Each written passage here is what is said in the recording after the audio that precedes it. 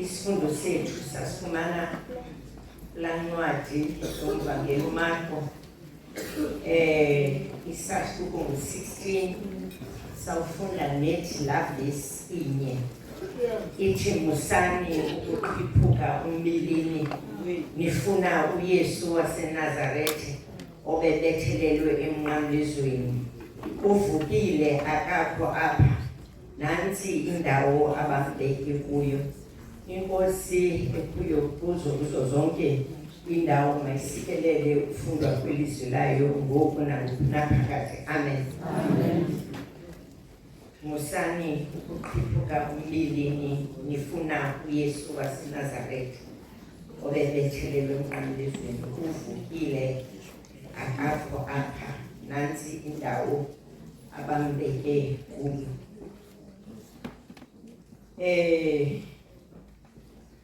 Ndidlule bashumayeli ndinganaki kakhulu ngenxa yexesha. Umbhali wale ncwadi nguJohn Mark owayeyibhale ngo-around 60 and 70 CE. Ezi gospele zibhale ngokohlukileyo. uMarko yena uthetha ngokukhiphuka umbilini, kodwa yena uLuka uthi yini na ukuba ophilileyo nimfune phakathi kwabafileyo, akekho apha uvukile. uMaria lo wasemagadala, uMaria unina kaYakobi noSalome kuthiwa bathenga ulawo ukuze bamthambise. Lokuqala usuku lweveki baze beza engcwabeni bethetha bodwa bani na uza kusiqengela ilitye lisuke emnyango kwencwaba. Bakukhangela babona ingcwaba livulekile, ilitye liqengqiwe. Bakungena ngaphakathi, uke wathi utata obeshumayela xa ungena uyagoba, kodwa xa ungaphakathi ume ngeenyawo.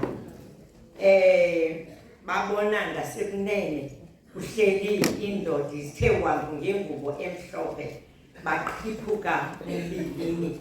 Ukuqhiphuka ke umbilini kukoyika, njengokuba thina sivuya kukuvuka kukaYesu, kodwa bona baqhiphuka umbilini boyika. Ngomama abogqibela emnqamlezweni, isengomama nangoku abanikwa igunya nguThixo babengamanqina okuqala ukungqina okwakuxeliwe nguYesu kwangaphambili, ukufa nokuvuka kwakhe.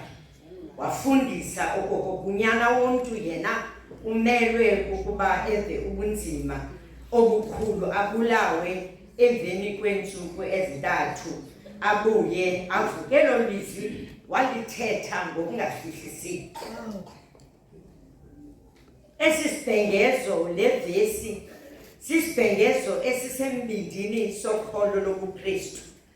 Singqina ubunyani bokuvuka kukaYesu, ebonisa ukoyisa kwakhe isono nokufa.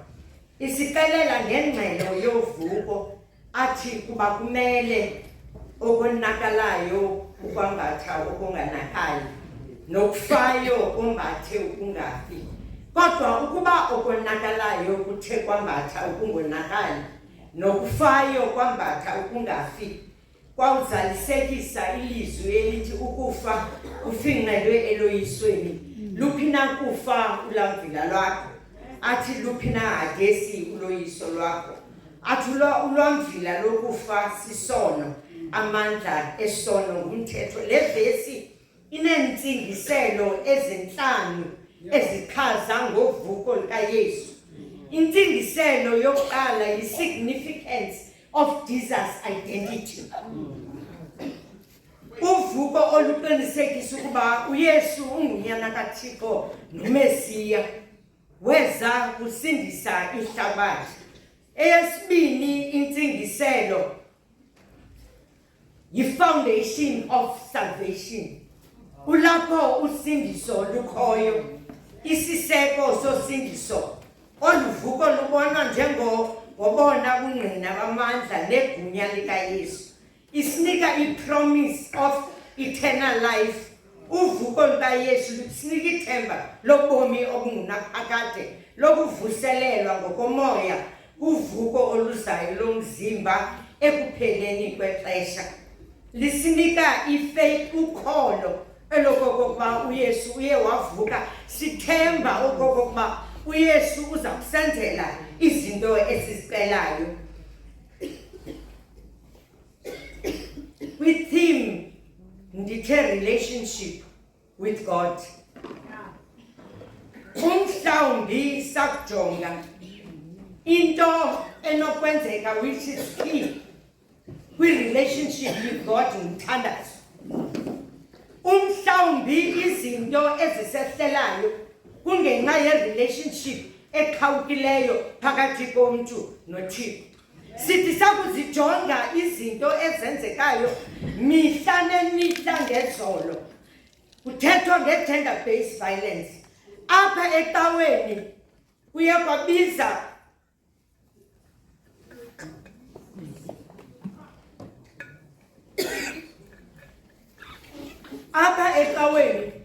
kwabizwa uTata uSibanga weza namapolisa. Xa yefika namapolisa ejikela kwathiwa icawe yethu yi-crime scene. Yi-crime scene. Elo xesha umntana oyintombazana uretyelwe emnyangweni wevesti kweli cala. Senokwenzeka okokuba i-relationship yethu phakathi konoThixo isukile. Xa evukile uYesu uvuka neembandezelo zethu. uYesu uvuka namanxeba ethu. uYesu mhlawumbi uvuka namakhathi ethu. Ithi loo nto kufuneke sitshintshe umnatha. Xa ethe u-presiding bishop ethe kufuneke sitshintshe ubuyi-community sisenze ngolunye uhlobo. Umhlawumbi izinto ezizenzayo zizo ezibangela kube nje. Xa evuka uYesu makavuke namakhathi ethu. Xa evuka uYesu makavuke okokuba besihlukumeza abantu ezinkonzweni emisebenzini. uYesu uvukile nezo khathi. Sisebenzise ipower ezinkonzweni zethu ezihlalweni sivictimize abantu. uYesu uvukile nayo yonke lento. Uke wathi umfundisi emini inkonzo siyitshintshile. Inkonzo itshintshile yayifashion. Sithi xa izawuba yi-Black Thursday sikhangele yona yakhe iqhiya ezawulungela le nto. Umhlawumbi yiloo nto ebangela into yokokuba izinto zingasihambeli kakuhle. Xa uYesu evukile masikhonekthe, sicommunicate noThixo. uThixo uzawusenzela izinto ngoba kudala esenzela izinto athi izani kum nina nonke nibulalekayo ngimithwalo ndiza ninika ukuphumla. Ndawubiza ugxa wam umama Nyamuka.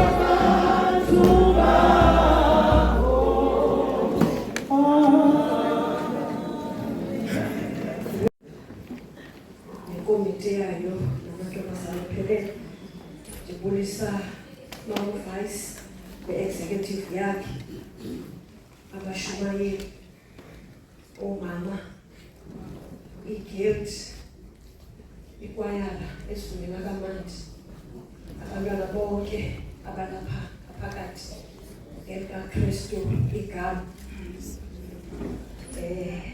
uXawam uthi uMarko 16 uthi ivesi yesithandathu kamnandi uyodlale yonke into umncinci ke okwam njengokuba besikhutshwe njengenhlola okokuba masiyowukhangela ingaba isekhona na okanye yenzekile na lanto inkosi ibikade ithetha. Sithe xa besiphuma sayofika emangcwabeni safika emangcwabeni kwenzeke njengokuba ebesoloko etshilo okokuba uza kuyichitha itempile azathi emveni kokuba eyichithile itempile aphinda yakhe emva kweentsuku ezintathu. Bathi abantu ababangazange bayiqonda le nto yayithethwa nguYesu bacinga okokuba uYesu uthetha nge-building, kodwa into esiyifike safumana ngaphakathi engcwabeni kukho ingelosi isibuzo ukuba yinina ukuba nizokufuna umntu yinina ukuba nizokufuna umntu kubantu abafileyo nifuna umntu ophilileyo. Savuya ngokokuba kwenzeke ngokwemilinganiselo nanjengezinto ebesoloko ezithethe. Inkosi yethu ke enguYesu Kristu eyona nto ibibangela okokuba ngoLwesihlanu mayikhonywe kungenxa yobona nezinto ebifike yazenza ngoba iye yasuka ngaphezulu ibizili zokusifela emazantsi emhlabeni. Kuthiwa abantu bebewuchaza umcimbi ngoLwesine kuthiwa indaba kaYesu endaweni okokuba mayenzeke ngendlela eyiyo kuthiwa bekukho amaqumrhu ngamaqumrhu kuthiwa abana abantu bebekade bengavani bathi ngenxa yento enye okokuba bamfuna uYesu kuthiwa baqale bavana kuthiwa baqale badibana kuthiwa zenzeka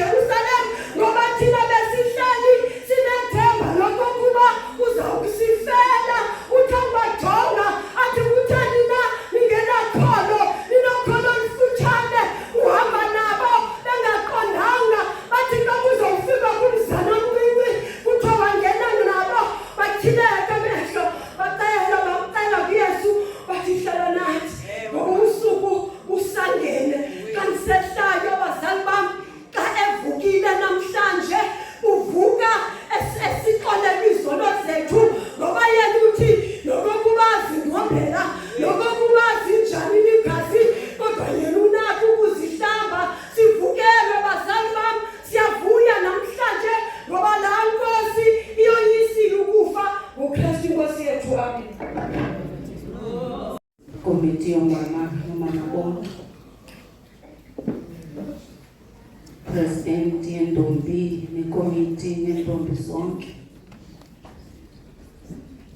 iWesley Guild Fellowship, ikwayara, ubuntu ekuseni ekaKristu gama molweni.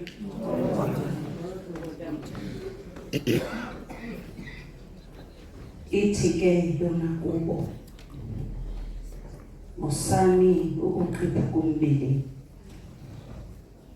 nifuna uYesu waseNazaretha obebethelelwe enqanduzo uvukile akekho apha nansi indawo ababembeke kuyo. Mama Vice ke inkonzo zeziganeko ziyandoyikisa ziyakurestricta ngoba ndoyika uthetha ngovuko. Umfundisi esezakhwela epulpitini mhlawumbi naye uzathuka.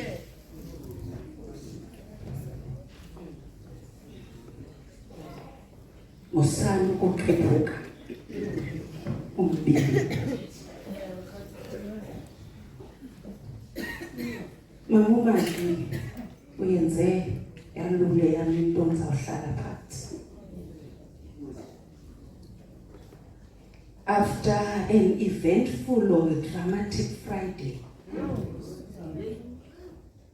kwafika a silent Saturday. Ngoku usuku lwesithathu. Uthaba mama bathathu.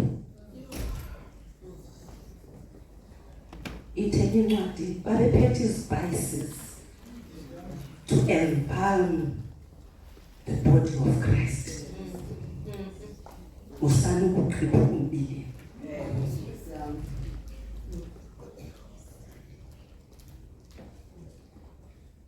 Umama uchazile ukuthi omama ibingabanye babantu bokugqibela ukumkela. Kodwa nangoku ngabantu bokuqala ukufika encwabeni. Isizathu sokuba baye on a Sunday ibiyisabatha. Latshona ilanga ngomgqibelo isabatha kwamnyama. It was their first opportunity ekuseni ngecawa ukuya emangcwabeni. Eyona nto yayiba driver ukuyoqhola umzimba kaYesu. Kodwa eyona nto yayibaphethe luloyiko. Ezinye zezinto ezibabangela baboyike. Babeyazi ba ingcwaba likaYesu ligadiwe. Kodwa they overcame ifear yabo regardless of i-stumbling blocks abazawudibana nazo baya engcwabeni. Uthiwa xa befika engcwabeni abamama bathathu, i-obstacle yokuqala bebecinga ngayo lilitye elisengcwabeni. Ngoba bangomama babengenawo amandla okususa ilitye engcwabeni.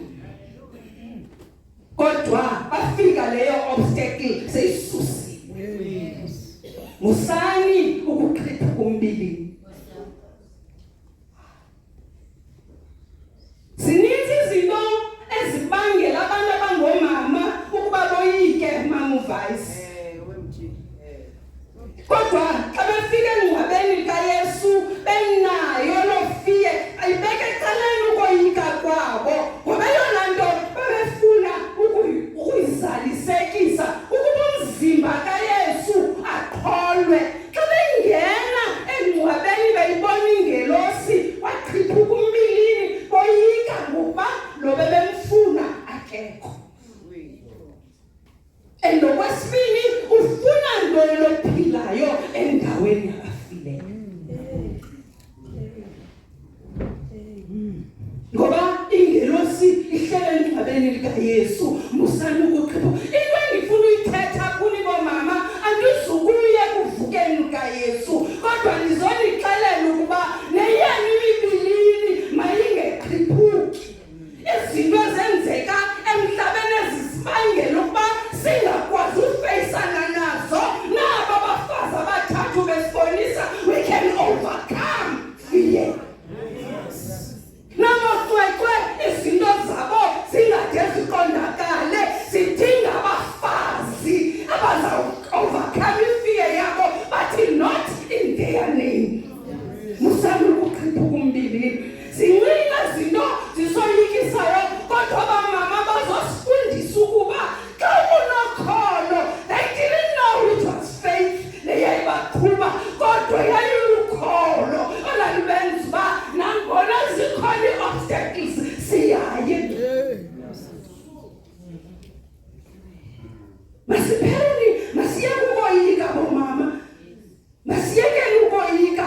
I-GBV inyuke ngodonga, kodwa xa sinokuphela ukoyika siyeke ukukhriphukisa umbilini. Kodwa owethu uYesu uyasifundisa, kanye abamama bayasifundisa ukuba xa unokholo things happen. Masingaphelelwa siloyiki bomama. Ndizocela nje apha siyeke ukoyika. Ndizuthetha ngoYesu ovukileyo, ngoba umfundisi usozawuthetha ngaye. Musani ukukhiphuka umbilini. Omama ngabantu abamandisayo nasemakhaya, ngoba xa izinto okanye kuthiwa upheka, into yokuqala oyithathayo zizispices ukunonga. Nabamama ngoba bephethe izispices, even though bebengayowunonga umzimba kaYesu, kodwa bebeyazi ukuba ngoba xa bemqabeza spices uyanceda for i-decomposition. Yintoni nale fiyu nayo namhlanje? Ngeyiphi le nto? I-spirit of fear si-spirit esuka kuSathane. Namhlanje ndizomxelela le fiyu nayo ungayikwazi uyi-overcome. Aba bamama bathathu bayasifundisa namhlanje, we can overcome anything. Asimatheni siye emangcwabeni. Awethu amangcwabesa uyakuwa different. We can march and go to the police stations. We can march and go to the courts. Amuthozo baphumile. Kodwa ngomama sisenefear yokuphakamisa izandla sisithi not in our legs. Namhlanje abamama bazosifundisa lo. Ayikho into endizoyithetha. Ndizonixelela uba le fear unayo ungayi-overcome. Xa ndizohlala phansi mama uMaki, xa ndizohlala phansi, I can even imagine abafundi bakaYesu ababe-11 babesoyika kwindawo ababekuzo, ngoba yona nto yayiboyikisa ukuba what can happen to us, lo ebelithemba lethu akasekho. Masiphakameni bomama kwezi ndawo sihleli kuzo. Sizibiza ukuba singabamama bomthandazo, kodwa sinoloyiko. Masisuse spirit of fear, siye kwezi ndawo regardless of uba kuthiwa kungenwa, kodwa sizongena kuzo. Sizosuloyika. Yikho into endizothetha ngayo. Musani ukukhiphuka umbilini. nimfunayo akekho ngapha. Nimfunelani ophilayo kwabafileyo. Ukuba ukufa okusoyikisayo, kodwa uKristu namhlanje uyasifundisa ukuba yena wakoyisa ukufa. Spirit of fear masiphele namhlanje. Xa kuphunywa apha sihambe siyofesa ezifears esinazo. Ngoba abamama abathathu bayasifundisa uba ngokholo we can face anything. Ayikho into enzathetha mama manikele kuwe.